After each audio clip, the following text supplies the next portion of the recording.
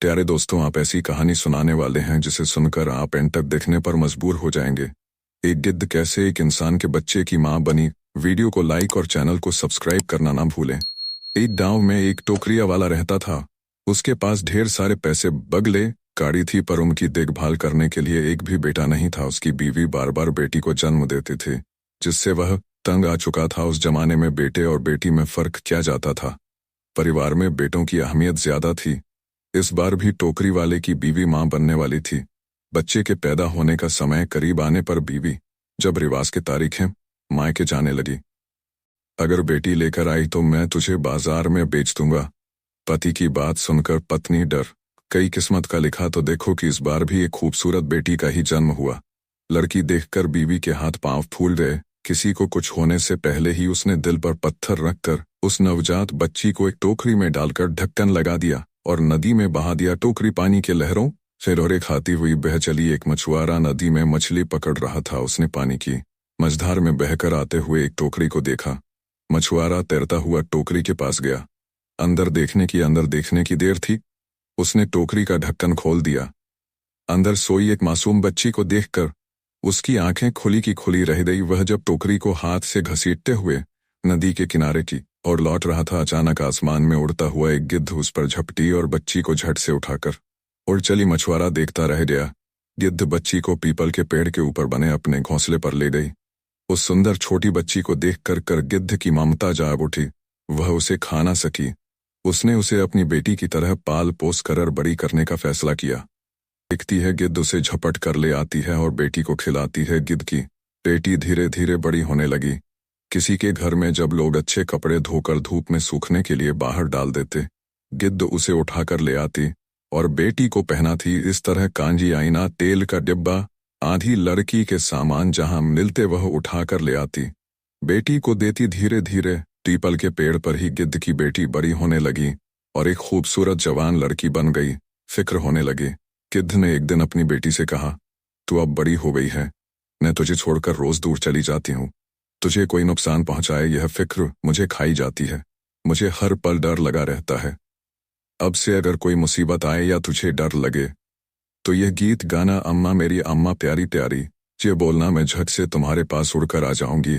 एक दिन एक सौदागर उसी रास्ते से जा रहा था। गर्मी से राहत पाने के लिए वह उस पीपल की छाव में बैठ गया।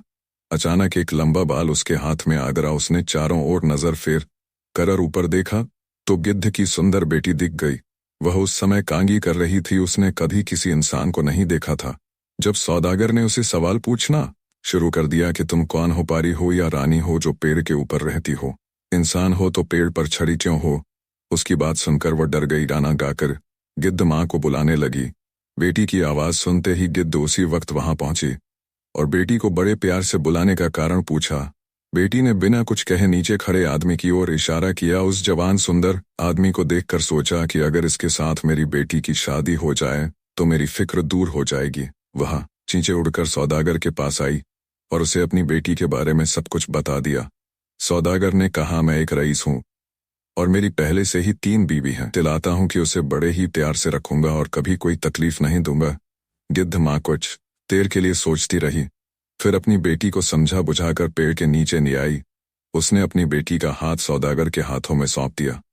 उसने मां से बिछड़ने के दम में रोती बिलखती हुई बेटी से कहा, जब भी तुझे मेरी जरूरत होगी वह गाना गाकर मुझे बुलाना, मैं उसी वक्त हाजिर हो जाऊंगी। सौदागर गिद्ध की सुंदर बेटी को घर ले गया और बहुत ही प्यार मोहब्बत से उसके साथ जिंदगी बिताने लगे। यह बात उनकी पहली पत्नियों को सहन नहीं हुई और वह गिद्ध की बेटी से हसद करने लगी।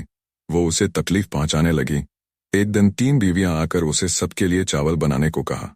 गिद्ध की बेटी की आंखों के आगे अंधेरा छा गया। खाना बनाना तो दूर, उसने आज तक किसी को खाना बनाते हुए भी नहीं देखा था। उसे कुछ नहीं सूझा। रोती वह घर के पीछे लगे केले के पौधों के बीच बीच छिपकर गिद्ध मां को बुलाने लगी। झट से गिद्ध उसके आगे हाजिर हो गई और बड़े प्यार से बुलाने का कारण पूछा। बेटी ने कहा, मां मेरी साथ तीनों ने मिलकर मुझे अकेले ही सबके लिए खाना बनाने को कहा है, लेकिन मुझे तो कुछ नहीं मालूम। अगर मैंने नहीं बनाया तो वे मेरे शौहर के आगे मेरी चुगली करके मुझे नुकसान पहुंचाएंगे। मां ने कहा, बेटी तुम मत डरना, मैं जैसा बताती हूँ तू वैसे ही करती जा। एक बर्तन में पानी डालकर उसमें एक चावल डाल देना। दूसरे बर्तन में भी पानी डालकर एक सब्जी का पत्ता डाल देना, दोनों बर्तनों पर ढक्कन लगाकर नीचे एक एक लकड़ी ढककर तू घर से बाहर आकर बैठी रहना, देखना दोनों बर्तनों में खाना और सब्जी तैयार मिलेगी। ऐसा कहकर गिद्ध उड़ गई। बेटी ने ठीक वैसा ही किया। खाना तैयार होने के बाद उसने अपनी तीनों को खाना खाने बुलाया। तीनों ने अपनी अपनी थालियां के नीचे एक छेद करके रखा था। जैसे ही वह खाना और सब्जियों का रस परोसा, छेद से सारा रस बह जाता। दोबारा कहती, खाना खत्म हो गया है। और लाओ बर्तन से खाना परोसने की वजह से खत्म नहीं हो रहा था। आखिर में तीनों सौत हार कर शर्म से उठकर चली गई। एक दिन तीनों ने मिलकर गिद्ध की बेटी को गायों को रखने का घर साफ करने को कहा। उसे कहाँ साफ सफाई की आदत थी, उसने तो कभी कुछ नहीं किया। वह गायों के घर में गायों के बीच जाकर रोती हुई गिद्ध माँ को बुलाने लगी। गिद्ध माँ रोज की तरह झट से बेटी के पास पहुंची और बड़े प्यार से बुलाने का कारण पूछा। बेटी ने अपनी परेशानी बताई। गिद्ध माँ बोली, तू झाड़ू की एक काठी लेकर गहाली के इस छोर से दूसरी छोर तक फेरती जा, देखना पूरा गहाली साफ हो उठेगा। कहकर गिद्ध माँ उड़ चली। माँ के बोलने पर वैसे ही बेटी ने काम किया और देखा कि गहाली एकदम चमक उठा है। सौदागर गिद्ध की बेटी के कामकाज को देखकर और खुश हुआ और ज्यादा प्यार करने लगा। इस तरह दिन बीतने लगे। हर साल की तरह घर में एक दावत होने लगी। सौदागर ने अपनी बीवियों को कपास देकर कहा, दावत में पहनने के लिए कमीज शेरवानी कपड़े और बना देना। कौन कितना अच्छा कपड़े बुन सकता है, मैं देखना चाहता हूँ। तीनों बीवियां कपास को धोकर धुनकर और सूत निकालकर तांत में कपड़े बुनने लगी। मगर गिद्ध की बेटी को यह सब कुछ नहीं आता था। वह रोनी सूरत लिए कपास हाथ में लिए बैठी रही। तीनों सोचा, इस बार ये बुरी तरह फंसी कपड़ा ना दे पाने पर सौदागर इसे क्या करेगा पता नहीं, और मन ही मन खुश होने लगी। उधर दावत के दिन करीब आने लगे। गिद्ध की बेटी घर के पीछे केले के बगीचे में छिपकर माँ को बुलाने लगी। कर, जब तक मैं जिंदा हूं तुझे कुछ नहीं होने दूंगी। तू 4 बांस के लंबे टुकड़े ले आ और सब में थोड़े कपास भरकर उन पर मुंह बंद कर देना। दावत के दिन जब तेरा शौहर तुझसे कपड़ा मांगेगा तब उन्हें यह चुंगे दे देना, कहकर गिद्ध माँ उड़ चली। गिद्ध की बेटी ने कपास को हाथ तक ना लगाया। यह देखकर तीनों को बड़ा मजा आया। दावत के दिन शौहर के पास एक एक कर तीनों बीवियां ने उन्हें हसीन कपड़े दिए और बदले में उसका का प्यार और दुआ। गिद्ध की बेटी ने 4 चुंगे उनके हाथ में थमा दिए। कपड़ों के बदले चुंगे को देखकर तीनों बीवियां उठा के मारकर हंसने लगी। सौदागर को भी गुस्सा आया, कहने लगा, यह सब क्या है, तेरे बुने हुए कपड़े कहाँ हैं? उसने छोटी बीवी को फटकार लगाई। गिद्ध की बेटी ने बिना डरे आराम से कहा, इन्हें खोलकर देखिए। जैसे ही सौदागर ने बांस के चूंग का ढक्कन खोला, एक से बढ़कर एक हसीन कपड़े निकल आए। सौदागर ने कपड़े की बुनाई देखकर वह अपनी छोटी बीवी पर और ज्यादा मोहब्बत लूटने लगा। उसने वहीं कपड़े पहने और दावत में शरीक हुआ। धीरे धीरे तीनों बीवियां को पता चला कि एक मादा गिद्ध आकर उसे सब कुछ सिखा जाती है। उन लोगों ने चुपके से वह गाना भी सीख लिया और एक दिन धोखे से गिद्ध को बुलाकर डंडे से पीट पीट कर उसे मार डाला। गिद्ध की बेटी को इसकी कोई खबर नहीं हुई। अब जब भी वह गिद्ध माँ को बुलाती वह नहीं आती थी। ऐसा कई बार होने पर उसने समझ लिया कि उसकी तीनों सौतन ने मिलकर गिद्ध माँ को मार डाला। वह कमरे में बैठकर फूट फूट कर रोने लगी। गिद्ध माँ वापस नहीं आई। एक बार सौदागर काम से नाव लेकर निकला। जाते समय बार बार अपनी तीनों बीवियों को गिद्ध की बेटी का ख्याल रखने की हिदायत दी। शौहर के सामने तो वे अच्छी बनने का नाटक कर रही थी, पर उनके जाते ही गिद्ध की बेटी को घर से निकालने की तकरीर बनाने लगी। तीनों मिलकर भोली भाली गिद्ध की बेटी को एक बाजार के आदमी के हाथों बेच दिया। उसे बहला फुसलाकर मेहंदी काजल खरीदने के बहाने आदमी के नाव में बिठा दिया और सोच के मुताबिक बाजार के आदमी ने भी खूबसूरत लड़की पाकर नाव लेकर चला गया। सदी किनारे अपने घर ले जाकर आदमी ने उसे सूखी मछली की रखवाली करने को कहा। एक दिन मछली के पास बैठी गिद्ध की दुखी बेटी अपनी गिद्ध माँ को याद करती हुई गाने लगी।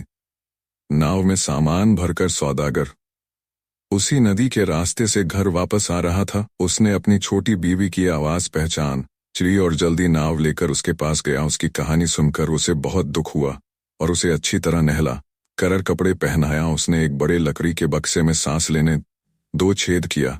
उसके अंदर गिद्ध की बच्ची को रखकर घर ले आया। तीनों बीवियां शौहर के नाव में ढेर सारा सामान लाते देखकर फूली न समाई और उनके के लिए सज धज कर बाहर आ गई। सौदागर ने पूछा, मेरी छोटी बीवी गिद्ध की बेटी नहीं दिख रही है, वह कहाँ है? उन्होंने जवाब दिया, वह अपनी मायके गई है। सौदागर ने कहा, मेरा मन कह रहा है कि तुम लोगों ने उसके साथ जरूर कुछ बुरा किया है। कौन सच कह रहा है और कौन झूठ, अभी पता चल जाएगा। सौदागर ने घर के पीछे एक घड़ा खोदा, उसमें अंगार के कोयले डाल दिए, उस पर तीनों बीवियों को उस पर चलने का आदेश देते हुए कहा, जो भी इस आग पर चलकर करे को पार करेगी वही सही साबित होगी। एक एक कर सौदागर की दो बीवियां उस गड्ढे पर गिरकर मर गई। तीसरी बीवी सच थी, इसलिए वह अंगार से चलती हुई पर जा पहुंची। जिस वक्त सौदागर की दो बीवियां गिद्ध की बेटी को बेच रहे थे, उस वक्त वह किचन में खाना बना रही थी।